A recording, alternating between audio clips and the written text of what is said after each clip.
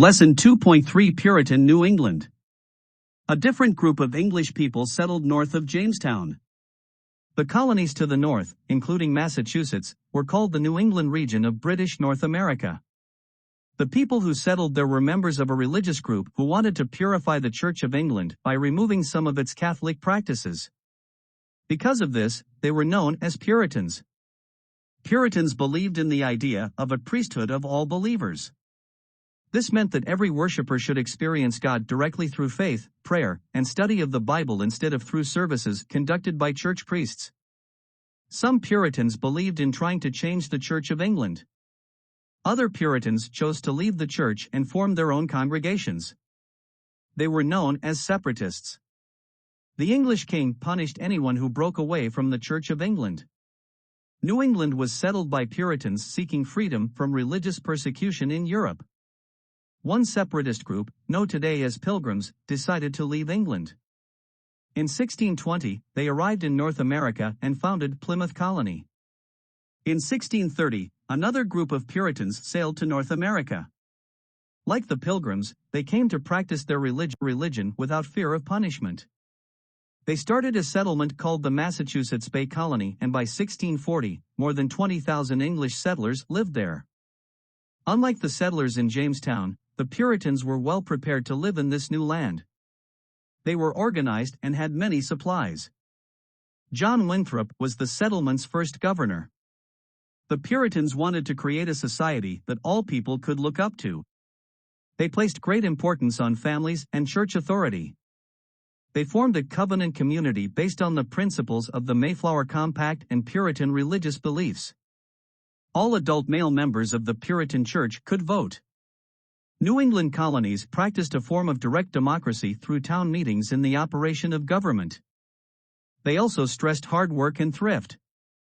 No matter what one's duties were, Puritans believed that God required men and women to work long and hard at them. This Puritan work ethic helped lead to the rapid growth and prosperity of the New England colonies. The New England colonies developed an economy based on shipbuilding, fishing, lumbering, small-scale subsistence farming, and eventually, manufacturing. New England's colonial society was based on religious standing. The Puritans grew increasingly intolerant of dissenters who challenged their belief in the connection between religion and government. The Puritans came to America to practice their religion in freedom. However, they did not like dissent, or the expression of other points of view. Rhode Island was founded by dissenters fleeing persecution by Puritans in Massachusetts. A minister named Roger Williams preached that the settlers should buy, not take, land from Native Americans. He also said that government officials should not punish those with different religious views. Williams's views angered Puritan leaders. They soon ordered his arrest. In 1636, Williams fled Massachusetts Bay. He settled a new colony in what is now Rhode Island. Anne Hutchinson also angered church leaders with her beliefs. She argued that worshippers would interpret the Bible on their own, without the help of the church or its ministers. Puritans leaders banished Hutchinson from the colony in 1638. She and her family went to Rhode Island. At first, Puritans and the local Native Americans helped each other. As New England grew, however, settlers began to seize Native American lands. In addition, the settlers tried to force the Native Americans to accept Puritan laws and religion.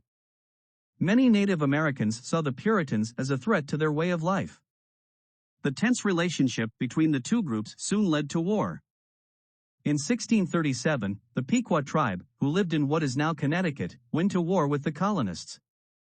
The Pequot War ended in total defeat for the Native Americans. Most of the Pequot civilization was wiped out. War between Native Americans and colonists broke out again in 1675. Chief Metacom, whom the English called King Philip, led an alliance of Native Americans against the settlers. King Philip's war lasted over a year. In the end, the English won.